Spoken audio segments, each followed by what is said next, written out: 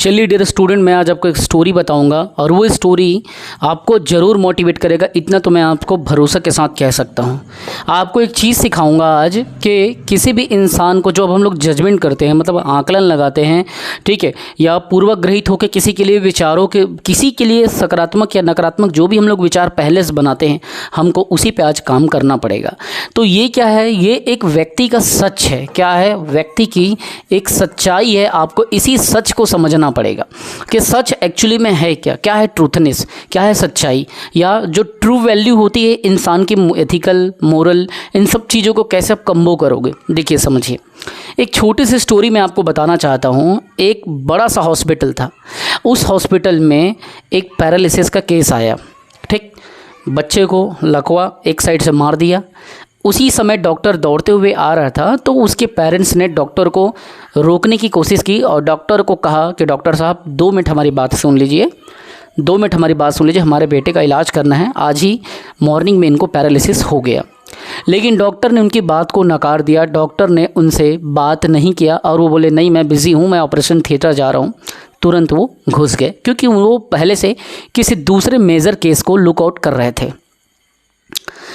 उनकी जो इमेज थी उन पेरेंट्स के सामने निगेटिव बन गई, क्योंकि वो जो पेरेंट्स थे वो ये सोचने लगे कैसा इंसान है, ये तो भाव ही नहीं दे रहा है, बहुत रूड है और बात ही नहीं कर रहा है, इसमें नैतिकता नहीं है, बड़े हॉस्पिटल में बड़े डॉक्टर के पास में नैतिकता मर चुकी है, ऐसा धारणा वो बना लिए।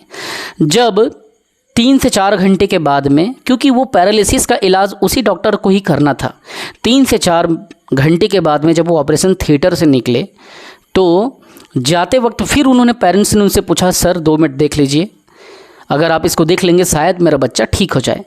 तो भी उस समय डॉक्टर इतने बिजी थे कि वो नहीं देख पाए और बोले मैं आऊँगा, 1 घंटे में आ रहा हूँ या 2 घंटे में आ जाऊँगा, फिर मैं देखूँगा। अभी मैंने नर्स को बोल दिया है, सबको बोल दिया है कि जो बेसिक जो स्टार्टर जो ट्रीटमेंट है वो चालू हो जाएगा इनका, आप परेशान मत होइए। इतना बोल के निकल गए, लेकिन वो किसी भी प्रकार का उनको अपना मतलब चेक नहीं कर पाए, है ना, देख नहीं पाए।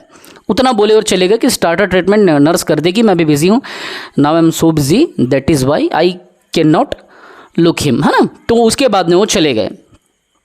फिर दोबारा ऐसी स्थिति आई कि फिर पेरेंट्स उनके लिए निगेटिविटी बना ली। अब तो ये डिसाइड हो गया था कि ये डॉक्टर अच्छा नहीं है। उन्हें सारे सोशल मीडिया पे डालना चालू कर दिया, सारे अपने रिलेटिव्स को बताना चालू कर दिया, सारे अपने फ्रेंड्स को बताना डाल दिया कि फ़लाना हॉस्पिटल में नाम नहीं लूँगा, फ़लाना हॉस्पिटल के डॉक्टर सही नहीं है, इन्होंने ऐसा ऐसा मेरे साथ व्यवहार किया, ऐसा बिहेव किया, इन्होंने डॉक्टर संहिता के जो संविधान होते हैं उस डॉक्टर के संहिता का इन्होंने अपमान किया है, उस रूल्स का इन्होंने क्या किया है, उस एक्ट का अपमान किया है, और इन्होंने डॉक्टर होने की जो खूबियाँ होती है कुछ खूबियाँ इसमें नहीं है। डॉक्टर चले गए। ठीक उसी समय नर्स से उन्होंने चर्चा कर दिया कि कैसा घटिया डॉक्टर है, किसी भी प्रकार की नैतिकता नहीं, नैतिकता मर गया है। 1 मिनट मेरे बेटे को बैठा के वेंटिलेटर में मेरे बेटे को बैठा करके देख नहीं पाए, मेरे बेटा अभी पैरालिसिस हो गया, ये बात आया। तो सुनिए अब बात क्या बताई नर्स ने। नर्स ने कहा कि देखिए, आपके बेटे को तो सिर्फ पैरालिसिस हुआ है, अर्थात आपका बेटा तो जिंदा है। अभी जिस मेजर केस में इलाज कर रहे थे वो अपने बच्चे के, इनके बेटे की आज एक्सीडेंट से मौत हो गई है, और इनका बेटा अभी कहाँ पे है, तो अंतिम संस्कार के लिए शमशान पे है।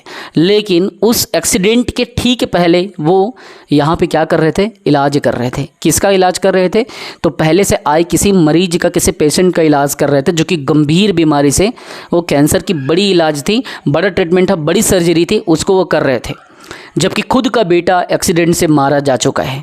इसलिए आते वक्त वो आपसे बात नहीं कर पाए, जाते वक्त भी इसलिए वो बात नहीं कर पाए क्योंकि अब उनको अंतिम संस्कार के लिए जाना था। उसके घर में कोई नहीं था जो उसे अग्नि प्रदान कर सके।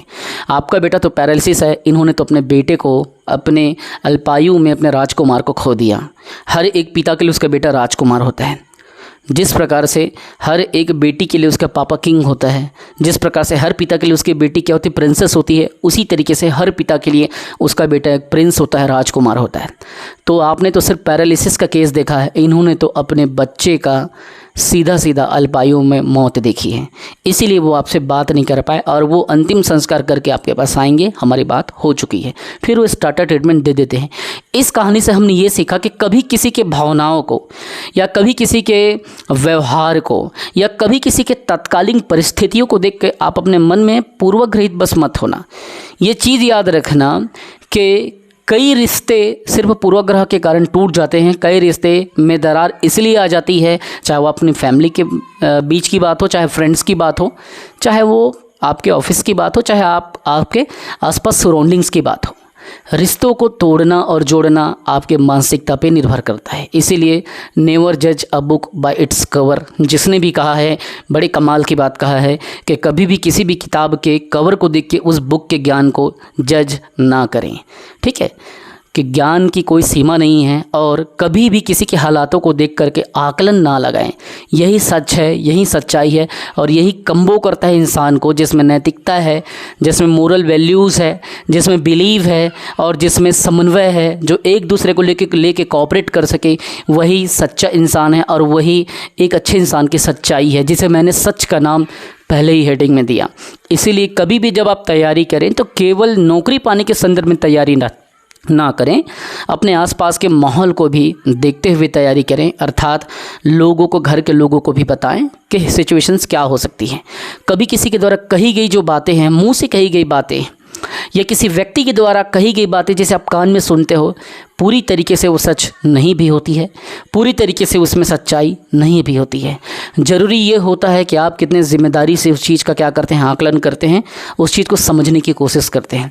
अंत में बस मैं इतना कहूँगा कि किसी के साथ क्या घट रहा है ये आप नहीं जानते। बेहतर है कि नकारात्मक धारणा बनाने के पहले आप उस व्यक्ति से एक बार बात कर लें। जय हिंद, वंदे मातरम। माधव पाल अकेडमी से दीपक सर आप सबके बीच में। और अगर आपको घर बैठे कोर्स लेना है, किसी भी प्रकार की तैयारी करना है सरकारी नौकरी की, चाहे पीएससी की हो, चाहे व्यापम की हो, रेलवे की हो या विभिन्न प्रकार की सरकारी नौकरी की हो, आप हमारे डिस्क्रिप्शन में जाएँ, एप्लीकेशन वहाँ पर डाउनलोड करें और एप्लीकेशन को डाउनलोड करके सारे कोर्स आपको स्टोर के ऑप्शन में जाके मिल जाएगा। मोबाइल में अपना मोबाइल नंबर वगैरह डालें, है ना, एप्लीकेशन में रजिस्टर्ड करें और नीचे सेंटर में स्टोर का ऑप्शन आएगा, वहाँ पे क्लिक करें और अपने मर्जी का सारे कोर्स परचेज़ कर लें। जय हिंद, वंदे मातरम।